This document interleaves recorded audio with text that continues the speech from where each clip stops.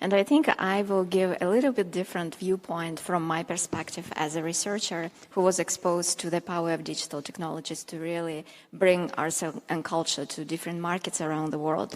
So when I started my academic journey back in 2010, there was a huge discourse among cultural organizations who were very much afraid to digitize their content because they thought, if we put everything online, then people will never come and we will never have a foot traffic and we will never have opportunity to generate income that we usually generate by having our physical audiences.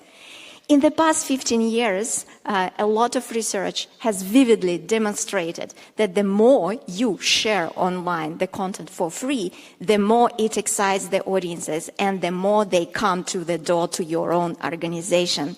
So, for example, if we return back to the work I've done last year with the Hallyu Tracker, we identified really creative ways of how digital fandom and grassroots audiences around the world really generate very powerful economic value for spreading and circulation of the creative industry, for example, in South Korea, the Korean wave around the world. For example, imagine there are online communities of practice that translate Hallyu products like K-pop music lyrics or K-drama into more than 65 languages around the world. It's free labor. They do it because they really love it.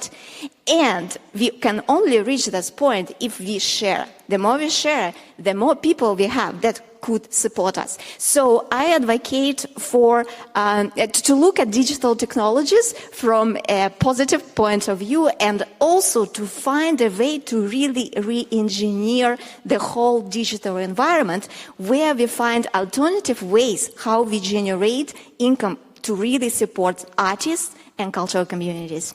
So my work around the world in collecting and aggregating different data sets for my research really exposed me that we have a lot of aspiration in different governments around the world about the role of data as a very important resource that for strategic development of arts and culture.